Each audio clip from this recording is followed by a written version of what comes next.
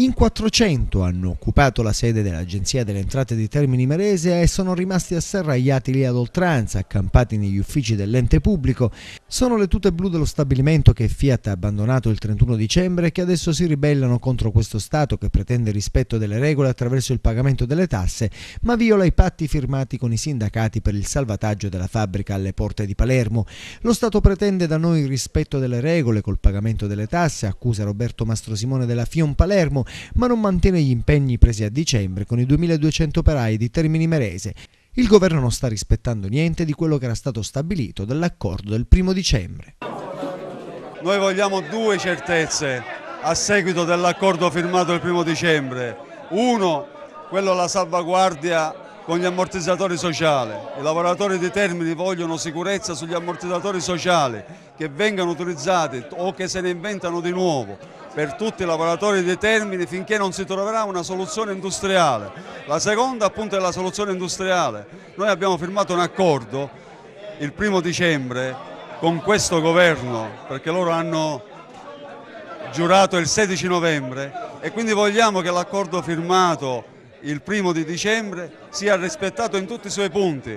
La cassa integrazione comprende in questa maniera, ci sono quasi tutti gli operai di seconda fascia che sono 800 euro al mese e poi c'è una piccola parte che va sui quasi 900 euro, ma la cosa più drammatica è che a termine mese non siamo tutti uguali perché esistono anche quelli dell'indotto e quegli interinali. Allora è bene che sappiano che ci sono più di 100 persone, mi riferisco al BN Sud e a quelli della mensa dei servizi che da 4 mesi che non percepiscono salario. Come fanno questi a pagare le tasse? No, non li possono pagare e allora abbiamo una dozzina di accordi firmati, non ne hanno rispettato neanche uno, non è vero che tutti eravamo uguali, siamo stati tutti separati perché loro volevano indebolire la classe operaia e noi diciamo attenzione, lo abbiamo detto, se deve partire i Vespi siciliani la facciamo partire dall'Agenzia delle Entrate, ora basta.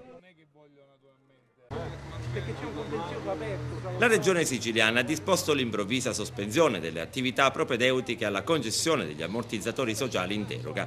Per la CGIL questo rappresenta un atto incomprensibile che colpisce esclusivamente lavoratori e lavoratrici già fin troppo penalizzati. Stamani si è tenuto un sit-in di protesta davanti agli uffici del lavoro e poi c'è stato l'incontro con il direttore dell'ufficio stesso, Ferrante. Oggi non poteva la dottoressa Ferrante darci nessuna promessa né farci nessuna, anzi ci ha rappresentato il quadro per quello che è ed è il quadro che noi sapevamo. Purtroppo c'è un braccio di ferro, diciamo, sulle partite economiche tra lo Stato e la Regione e quindi il futuro di questi ammortizzatori sociali in deroga è messo a grave rischio, a grave pericolo, sia per quelli che già ci sono sia per quelli che devono entrarci. Parliamo di 12.000 lavoratori in Sicilia, 455 dei quali in provincia di Agrigento, e per i quali non sappiamo qual è il loro futuro. Quindi con l'iniziativa di oggi, che si inquadra nella più generale iniziativa della CGIL contro la precarietà, perché oggi in tutta Italia ci sono sit-in e presidi sulle questioni della precarietà e la nostra risposta alla riforma del mercato del lavoro che il governo sta portando a casa, qui in Sicilia abbiamo fatto la scelta invece di focalizzare questa questione degli ammortizzatori sociali che rischia di diventare davvero esplosiva. Ripeto, 12.000 lavoratori non sanno che futuro avranno e quelli che stavano per entrare in questo circuito sono stati stoppati dalla Regione. Quindi con il presidio di oggi vogliamo intanto superare questo blocco e chiedere un'operazione di verità sul futuro di questi lavoratori. E domani altra giornata di protesta, stavolta in piazza scenderanno i precari.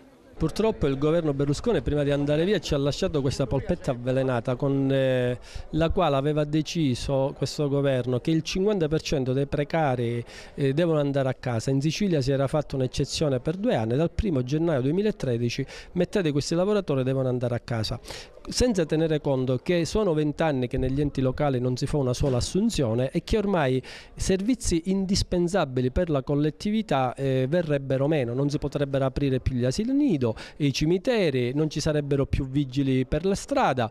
Questo è il primo dramma per la collettività siciliana. Naturalmente il dramma anche di 22.000 famiglie che non avranno l'unico reddito molto spesso che gli consente di vivere. Ecco perché domani 1 migliaio di lavoratori precari scenderanno in piazza, saremo davanti alla prefettura alla quale informeremo delle nostre ragioni con l'augurio che il governo Monti metta una pezza a questa situazione. Ci sarà uno sciopero in tutta la Sicilia, nelle 9 prefetture siciliane.